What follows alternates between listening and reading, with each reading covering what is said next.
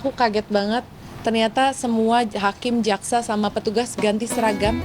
Hai Frozen Vibes, balik lagi sama gue Firas di Behind the Celeb. Hari ini seperti biasa, gue udah siapin lo 2 berita selebriti terkini. Sidang lanjutan kasus penganiayaan oleh oknum TNI terhadap karyawan Zaskia Ademeka kembali digelar di Pengadilan Militer Cakung, Jakarta Timur. Namun, ada yang berbeda dan cukup mengejutkan dalam persidangan kali ini. Putri kedua Zaskia dan Hanung Bramantyo, Kala Madali, hadir secara langsung sebagai saksi kunci. Zaskia mengaku sangat terharu dan terkejut melihat perlakuan para hakim. Demi menjaga psikologis Kala, majelis hakim rela menanggalkan seragam resmi mereka dan berganti mengenakan kemeja batik. Suasana sidang pun dibuat santai dan penuh canda agar Kala merasa tenang saat memberikan kesaksian. Menariknya, Kala yang dulu sempat trauma kini justru merasa iba saat bertemu dengan terdakwa. Ia merasa kasihan karena pelaku tak bisa menemui ibunya yang sedang kritis lantaran harus mendekam di balik jeruji besi. Seperti apa pernyataan yang diberikan Zaskia dan Kala?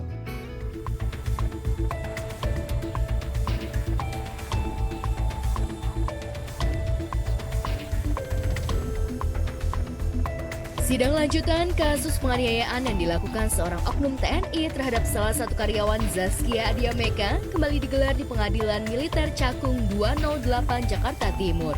Dalam sidang kali ini, Kala Madali, putri kedua Zaskia dan Hanung Bramantyo turut dihadirkan sebagai saksi. Zaskia ikut mendampingi mengaku terkejut karena demi menjaga psikologis putrinya, para hakim rela mengganti seragam resmi dengan kemeja batik. Hanya itu, suasana persidangan pun sengaja dibuat santai dan penuh canda hingga membuat Kala jadi tenang menyampaikan kesaksiannya di hadapan majelis hakim.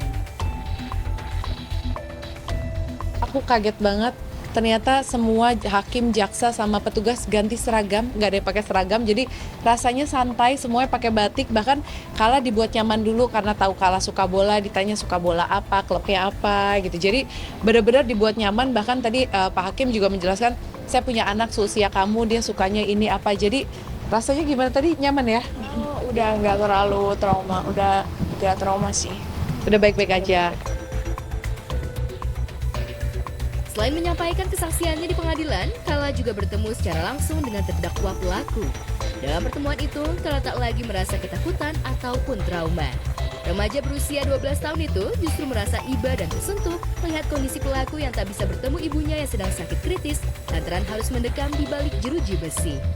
Efeknya nggak bisa kemana-mana ya karena ditahan, bahkan ibunya kritis pun beliau tidak bisa menemui ibunya, nggak ada handphone, nggak ada apa, jadi putus hubungan. Jadi tadi udah ngomong bahwa beliau menyesal karena saat itu katanya situasinya lagi kalut, istrinya lagi harus operasi, ibunya lagi kritis. Tadi langsung minta maaf sama Kala, menjelaskan, dan alhamdulillah karena anak-anak aku juga pada ikut, jadi mereka belajar kalau mereka emosi, efeknya seperti apa, mereka melihat langsung, terus melihat juga proses hukum di sini gitu. Jadi alhamdulillah hari ini anak-anakku dapat pelajaran dan pengalaman yang baru juga sih.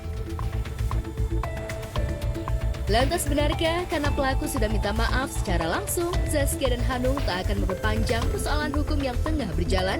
Apalagi kondisi ibu pelaku tengah sakit berat. Ya karena Indonesia kan negara hukum ya, jadi bapak-bapak dari pengadilan juga pengen menunjukkan hukum tuh tetap berjalan, dan kalau memaafkan pun udah, walaupun rasanya hatinya karena udah maafin kan, hatinya kan udah ngelihatnya jadi aduh kasihan, apalagi gue tahu kondisinya beliau seperti apa gitu. Tapi ya ini yang namanya negara hukum, biar undang-undangnya juga harus berlaku dengan baik gitu. Penganiayaan, pasal apa, pemerasan lah atau apa, karena kami sendiri juga tidak tahu berdasarkan penyidikan saksi-saksi apa yang terjadi.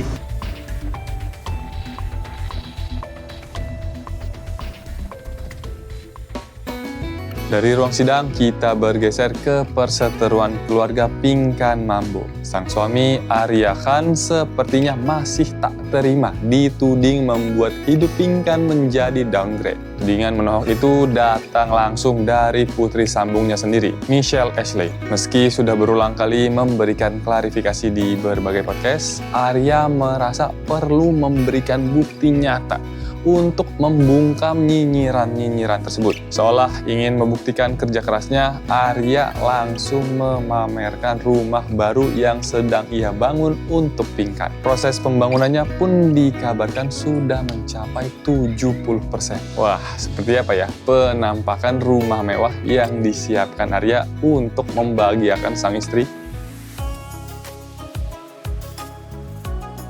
Arya Khan, suami Pinkan Mambo, sepertinya masih tak terima dituding membuat hidup Pinkan downgrade oleh putri sambungnya sendiri, Michelle Ashley.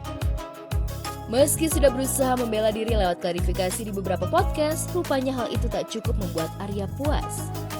Seolah ingin membuktikan ucapannya bahwa ia telah membangun rumah buat Pinkan kepada tim Star Pro secara eksklusif, Arya spill rumah barunya yang baru 70% dibangun. Ayo pemirsa kita lihat. Ya memang nggak semewah rumah-rumah artis lainnya, mungkin bisanya aku segini kemampuan aku. Ketika orang masuk rumahku itu nggak ada ruang tamu langsung. Jadi langsung kitchen chat, ya begitu. Nih dari sini langsung ke sini, meja makan langsung. Aku desainnya itu seperti apartemen, supaya kelihatannya nggak rumah kampung. Ya, rumah berlantai 2 itu dibangun Arya persis di belakang lapak singkong miliknya di kawasan Sepatan. Arya menyadari jika rumahnya tak semewah rumah artis pada umumnya. Tapi setidaknya, Arya sudah membuktikan tanggung jawab sebagai suami dengan memberikan rumah yang layak untuk Pinkan dan anak-anaknya. Nah ini kamar anak. Yang 2 itu kan udah pastilah nggak bakalan ikut denganku kalaupun di sini gitu. Dia memilih udah besar ya, kayak Michelle, Rachel, udah pasti dia tuh di apartemen. Yang pentingnya kecilnya ini nih. Yang 3 anak ini yang aku utamain. Pinkan yang kecil itu anak-anaknya kalau mau nginep ada Jihan juga kan 4 jadinya yang kecil. Aku buat kasur yang 2 lantai, kayak gitu kan. Nah di sini bikin lagi 2. Jihan, Lala. Jadi mereka bisa berempat kalau dia mau main nginep di sini. Ini dia lantai atas, kamar utama. Lalu ruang tamunya itu ada di atas. Nah ini ruang tamunya. Nah ini balkon. Jadi kalau kita lagi ngumpul sama keluarga nonton TV, kita bisa iseng jadi duduk-duduk di sini. Ini tembusnya ngeretel L balkonnya ke sana. Ya ke sana sampai ke kamar Ana. Arya mengaku membangun rumah berkonsep apartemen itu sejak 2 tahun lalu. Prosesnya memang cukup panjang karena ia bangun secara bertahap dari hasil live TikTok. Lantas, apa tanggapan Pinkan soal rumah baru tersebut? Benarkah Pinkan tak mau tinggal di rumah yang sudah disiapkan Arya lantaran terlalu kecil?